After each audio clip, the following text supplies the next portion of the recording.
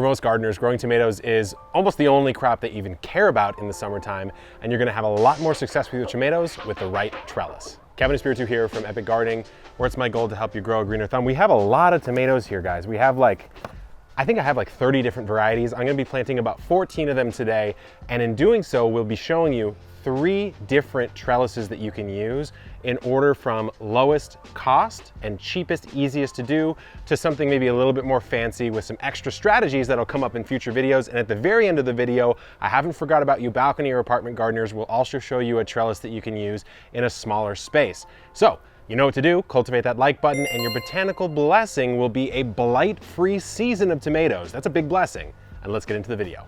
So here's the example bed we're going to be working from. I've got 3 trellises in ground, like I told you. You could also do these in raised beds, so it works perfectly fine.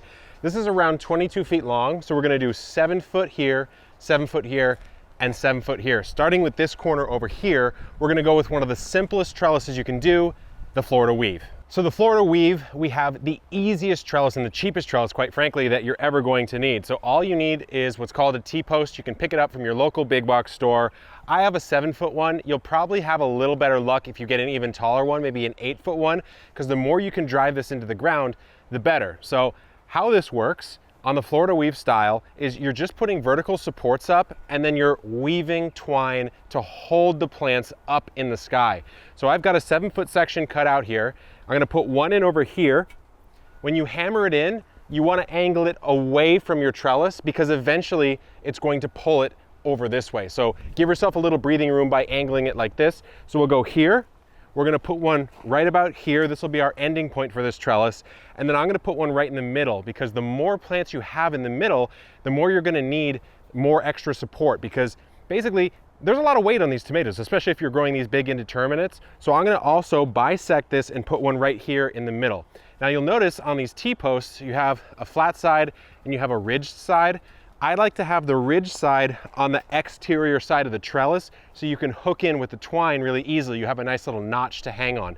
So what we're gonna do now is just pump it in about a foot or so we have some space on both sides of this bed. We're planting on the back side of this bed here, and then just let's get it in the ground.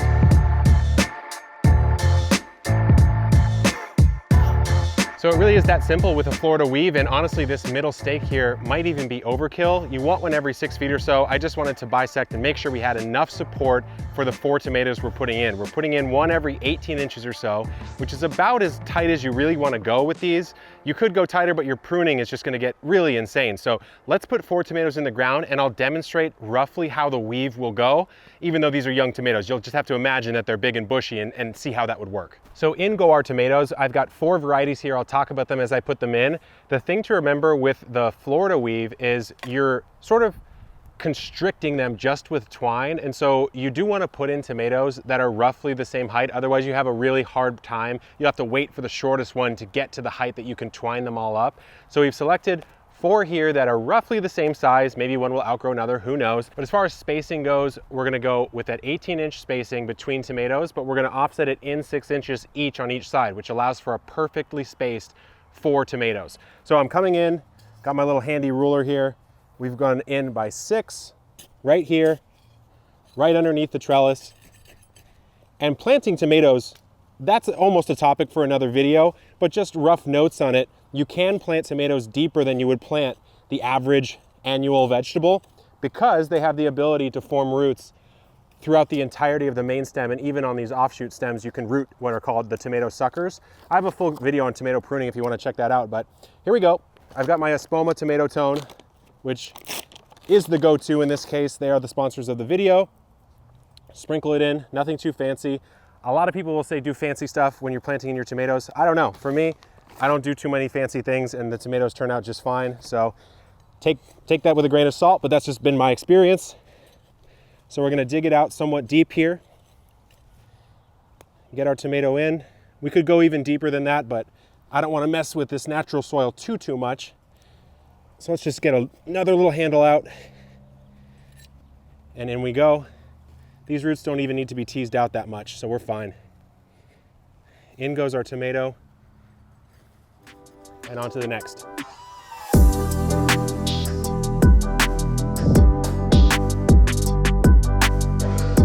So I have it tied off here, and you can see why these teeth become really useful, because this is pretty much set at this height, which is exactly where I want it. So what I'm gonna do is come around the back side of the first one. So I'm on the back here, and then I'm gonna weave over the front side of the second one, and then I'm gonna come around this middle post. We'll lock it at the same height 3 times. So I kind of have to come up. When you're on the lower levels of the Florida weave, you kind of have to come up and do this, but it's no big deal. So we'll come over, make sure we're at the same height we are. We'll wrap it 3 times. 1, 2, and 3. And then we would continue on down the line here, because of course there's 2 more tomatoes over here, but I just want to show you what you would do. So what you would do now is you would come back, lock it in on this side, so the opposite side, come over, lock it in on this side. See how it sandwiches the stem perfectly in between? And then you'd tie it off over here. So I'm gonna continue the row and you'll see what it looks like.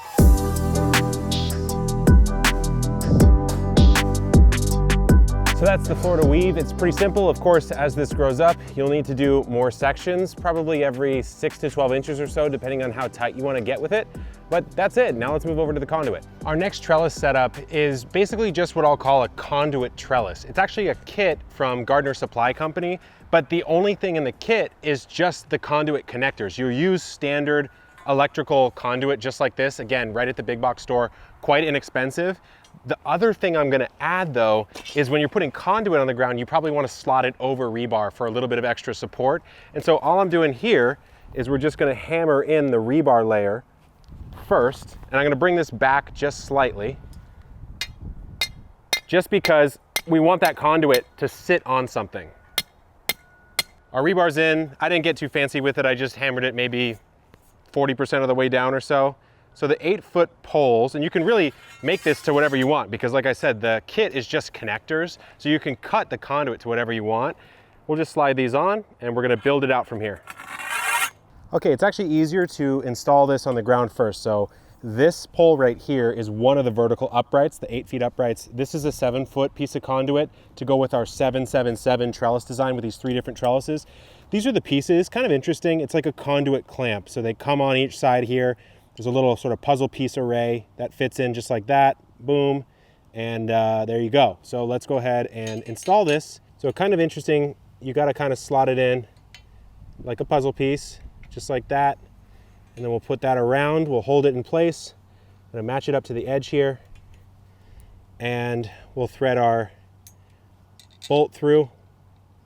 And it's really interesting, this nut is like a reverse nut, so it doesn't screw on this way, it screws on that way, which was news to me, but hey, it works. So on we go. All right, let's put this on top. Okay, on our conduit, because it's so tall, there's a lot of different methods you could use here, but I'm just gonna use the exact same poly twine. I'm gonna tie a knot on the top, drop it down, and use these tomato clips, which you'll see in a second. But first, I gotta tie these knots. So up top here, we do want a knot that will stand the test of time. So I'll show you a really simple one called the constrictor knot. So you go over your main conduit, very simple. Then you wrap around, come over again, but make a crossover. So it should look like an X on the top.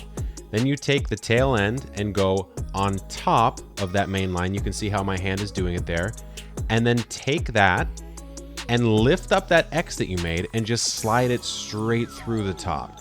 So it sort of constricts upon itself, hence the name. So you can pull that down really, really hard, and all it does is tighten it up even more. So now I'm right above my tomato with my line, but what I'm gonna do is cut it longer, and just to be extra safe, we'll cut it longer just like this, and I'm gonna tie around this little irrigation stake. We'll just do a standard double overhand knot here, come in, tie it up, and we're gonna stake it into the ground for just extra safety, extra support. So in we go, right next to our tomato. Nice and tight line here. We wanna get close to that tomato because we're gonna be clipping. Okay, now here's the real magic. This is what we're using. It's a tomato clip. A lot of people misuse the tomato clip. The magic of the tomato clip is that this little section right here clamps down on the string. And so what you want it to do, let's bring it over into the front here, is you want to come through and you clamp down on the string, put it right in there, clamp it down, So now that's not moving anywhere. See, it's not even closed and I can't really move it. And then you'll slot it in your tomato and you'll clamp around the side, and now it's adhered perfectly right there. So as this grows up, I'll grab another one. Let's imagine there's some growth up here. I'll come in, clamp my tomato around the clip, clamped like that, and you can see it just stays hovering in the air right there. Absolutely perfect. Let's do the rest of these.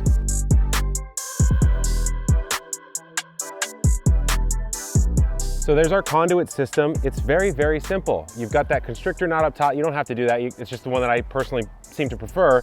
And then I got some stakes going down into the ground, really nice and tight, tomato clips coming up, and I can just clip this as I go, making sure that I prune off any suckers. Do have a full video on that if you want to see how to prune your tomatoes properly, especially these big indeterminate ones. But let's move on to the last one, the lower and lean. So here we have our lower and lean, one of the coolest ones in my opinion. And you're gonna need a couple extra components for this. You're gonna need something called a tomahawk, clever little name, for this little squiggly piece of metal here, and you'll see why in a second. And then you're gonna need something to hang the tomahawk on. I had some leftover sort of plasticized metal wire here, so I just created these little loops, and we'll slide it through the conduit, which is really nice why this design is this way, is you can just slide things on and off easily. So I'll need 4 of them. I have one down there. I put 3 right here. Let's slide this back. So I'll toss those down the line. So now what you need to do is you need to hook your tomahawk just like this. So this is hanging in midair, but we also need something for the tomato to climb up. So this is sort of a modified conduit style where what you'll do, let me wrap it up really quickly. So you want to tie it off in this little crutch right here. Nothing fancy here, double overhand knot is completely fine. So now, I'll take it off this for a second here. I'm just gonna wind it. So I'm gonna go from here to here. On these little inlets to, we'll do like maybe 15 or 23. Okay, now how does this work? Let's hang it back up. Now what happens when we have the tomato grow up? What do? It gets to about here or so, what do? All you do is you bring it down like this, you just let more out. And then what happens is the tomato will drop and you can keep on clipping it up. So all we need to do now is cut it off and tie it to the bottom. Same idea here, nothing too fancy. We're just going to stake it down and tie it up.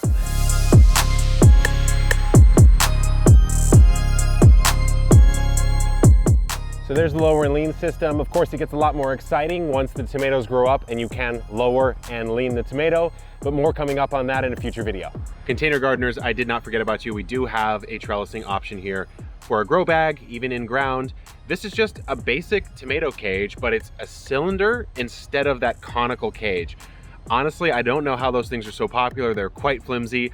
The mistake a lot of gardeners will make is they'll try to grow an indeterminate tomato, a huge one, in a tiny little cage. You can see this one is quite large.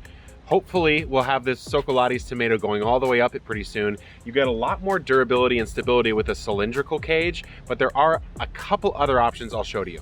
So here's that same cage just in the ground, same idea.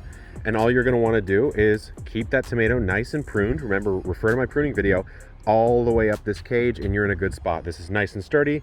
This one over here, I know it probably caught your eye. This one's called a Vertex tomato cage from Gardener's Supply Company. I've got a bean in it right now. It's kind of winding its way up. Just a different design, very lightweight, very, very tall, really easy to manage, a little bit on the pricier side, but a lot of different areas to clip in any of your little tomato stems so you have a nice support. So whatever tomato trellising system you use, the principles are the same. You just want to keep those tomatoes up off the ground, give them access to sun, and you can do it in a variety of different budgets, from basically a $15 or $20 Florida weave to a sort of pricey, fancy conduit system to this lower and lean that offers a lot of versatility. And of course, if you're a container gardener, you can just grow in a cage and you'll be completely fine. So I hope this gave you a really good primer on tomato trellising. Leave any comments down in the comments, and until next time, good luck in the garden and keep on growing.